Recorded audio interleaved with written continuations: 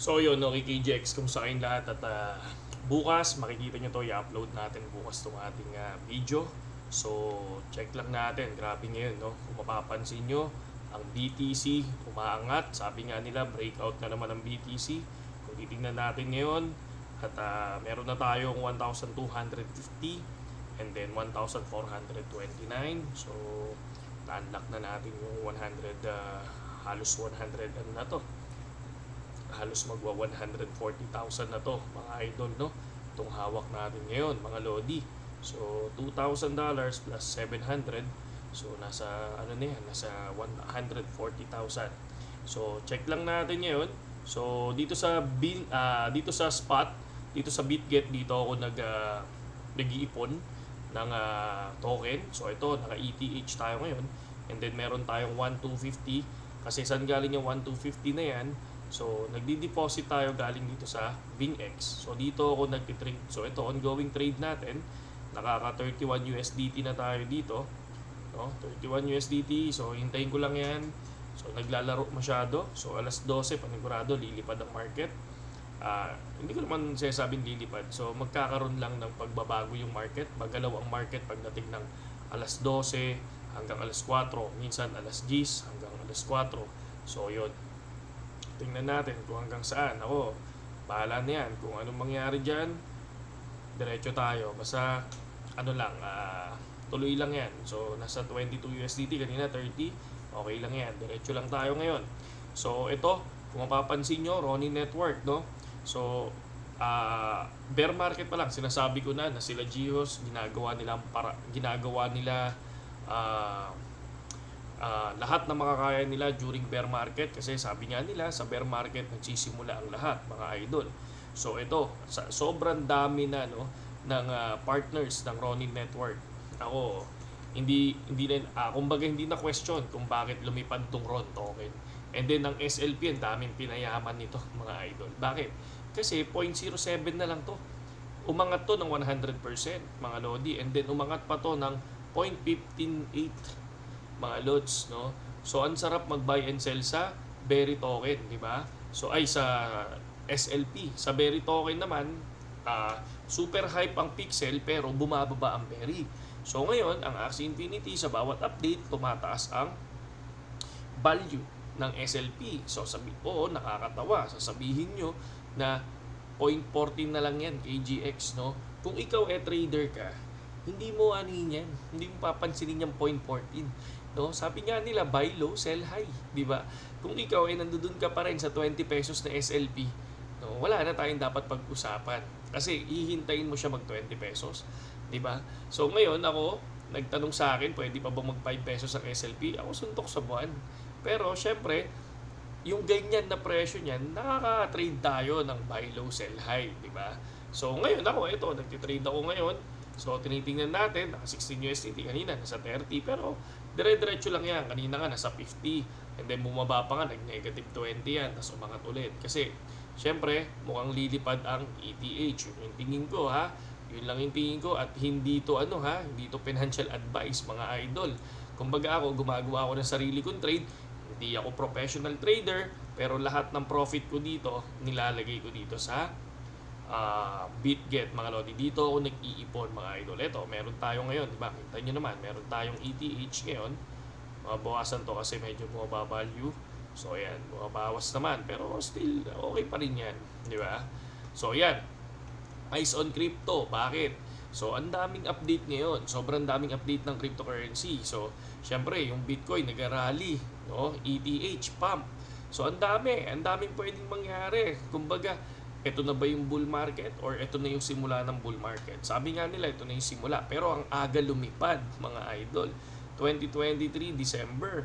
So kung tumipad to ng 40 USDT, so parang possible yung 100k USDT. So hindi lang magiging possible yon kapag biglang bumagsak ang value ng BTC. Ang dami naman nagsasabi baka daw biglang mag 17,000 ang BTC, pero parang suntok sa buwan pa, no? Ang hirap nun. So, pero kung ako naman yun na sa kalagayan nyo, mga idol, di ba?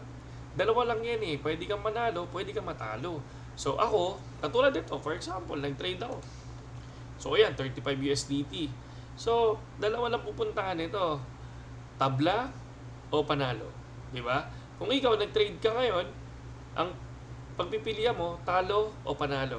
So ako, nasa gitna na ako. Nasa second phase na ako. Tabla o panalo. Ayan, katulad nito. 37 USDT. So, nasa 2,000 na to. So, 2,000 na to. Saglit na trade lang yan, mga idol. Di ba? So, SLP, okay na tayo dyan. RON token, 72 pesos. Sinabi ko na sa inyo, 11 pesos. Ayaw nyo maniwala. And then Bitcoin, spot ETF. Grabe, trending na trending. Oh. Tingnan nyo. Tinalo na yung Katniel. Wala na yung Katniel ngayon. So, kanina, nag-earthquake lang. Kaya, ayan, sumobra yung ano natin ngayon. No? Nagkaroon siya ng trending. No? Ito, BlackRock. Syempre, spot ETF yan. Once na-aprobahan nila yan, kahit hindi agad mag-effect yung value, lilipad ng konti yan, mga idol. 'Di ba? So, follow natin yung mga BlackRock pogi. Yan. So, ayan, kita niyo naman, breaking BlackRock receive 100k seed funding for spot Bitcoin ETF. So nag-rally nga ang Bitcoin ngayon, mga lodi. Ito, pati ETH umaangat. So, pero kagabi nasa 2,250 yata. So, di ba? So, ako, take profit na yan, di ba? Pwede ka na mag-take profit. Pero ako, syempre, siguro, tingnan natin kung hanggang saan to aabot, di ba? Makikita nyo naman yung bukas tayo. Lagi kong sinasabi sa inyo, yung channel natin, ano to, hindi to walang daya dito, no? Every day, minsan minsan ang ginagawa natin 2 times a day, di ba? Pag nagbibideo tayo, umaga, tsaka gabi. Kasi, sabi nga nila on ice on crypto. Kaya talagang totally, nagbibigay ako ng news sa inyo based dun sa nakikita ko. Ito, katulad nito, breakout. 10 minutes, lumipad. Diba? Ayan, 42,384, mga lods. So, check tayo, BTC. Ayan, 42,261 ngayon dito. Pero, isipin nyo, grabe, Grabe yung lipad, mga idol. So, ito naman, teka lang.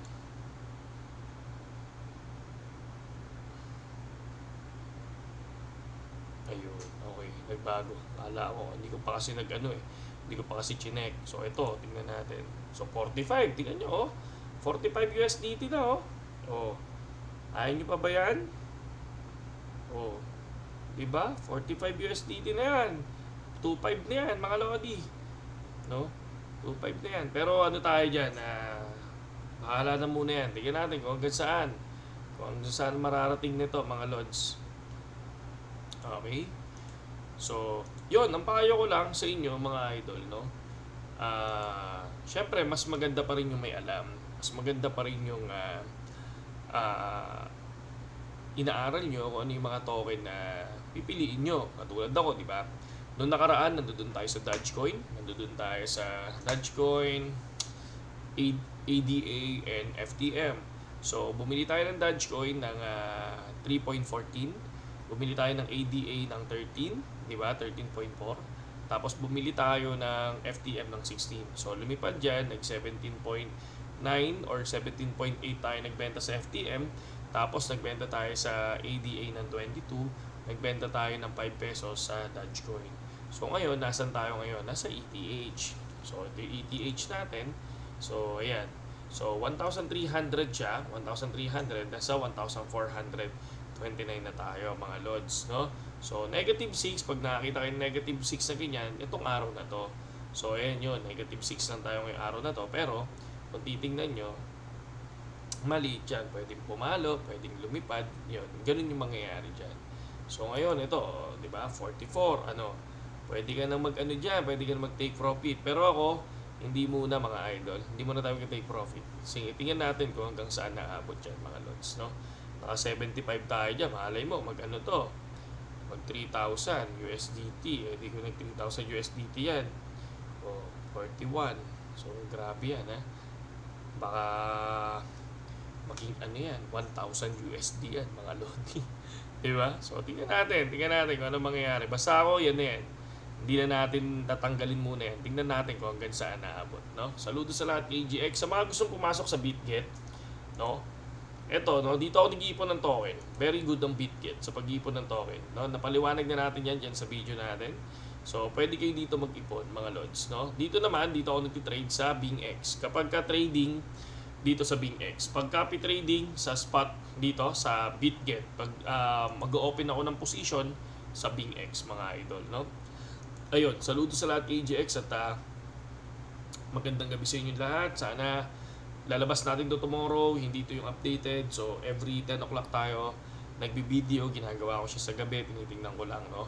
Pero yung gabi natin on time yon, yung mismong kapag ka nag-post ako ng alas 8. No, yun lang sa ngayon at sa mga hindi pa nakapag-subscribe sa atin, yun lang, isang subscribe lang sa mga bago dito sa channel natin mga idol. No, panoorin nyo lang yung mga video natin, nandoon yung kung paano tayo nag-update, kung paano natin tinitingnan, kung ano yung mga token na lilipad, kung paano tayo nag-check, di ba? Yun lang, saludo.